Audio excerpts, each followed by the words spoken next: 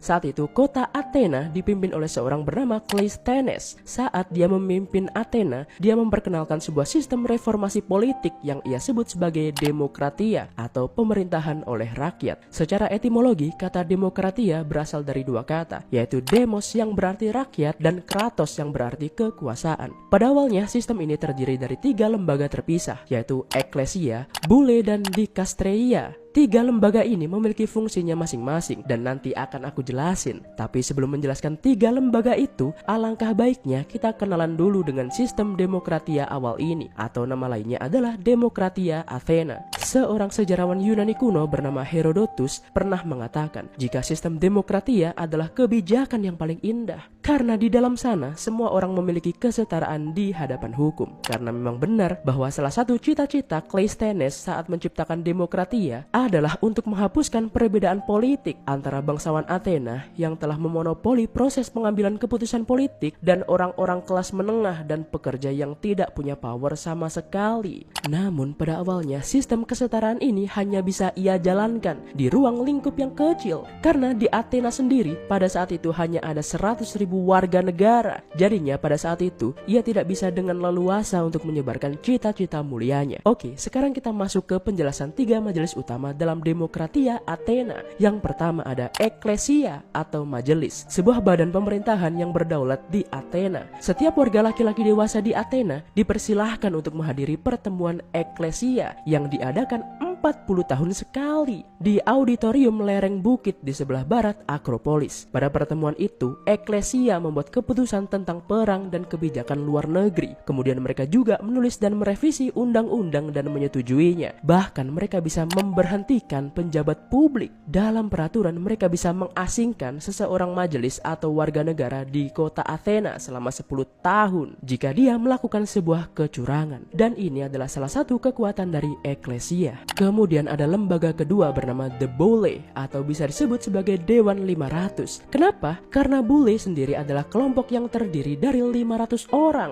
dan merekalah yang akan melayani dewan selama 1 tahun. Berbeda dengan Ecclesia, Bulle bertemu setiap hari dan melakukan pekerjaan mereka secara langsung, yaitu mengawasi pekerjaan dari pemerintah dan bertanggung jawab atas hal-hal berbau pertahanan negara. Karena mereka akan mengawasi kesiapan kapal angkatan laut dan kuda-kuda yang akan digunakan di medan pertarungan. Jadi fungsi utama mereka untuk mengawasi proses demokratia bekerja. Nah, untuk pemilihan 500 anggota Bulle, mereka melakukan undian. Karena secara teori, undian ini lebih demokratis daripada pemilihan karena sangat murni. Bagaimanapun sistem undian ini tidak bisa dipengaruhi oleh hal-hal eksternal seperti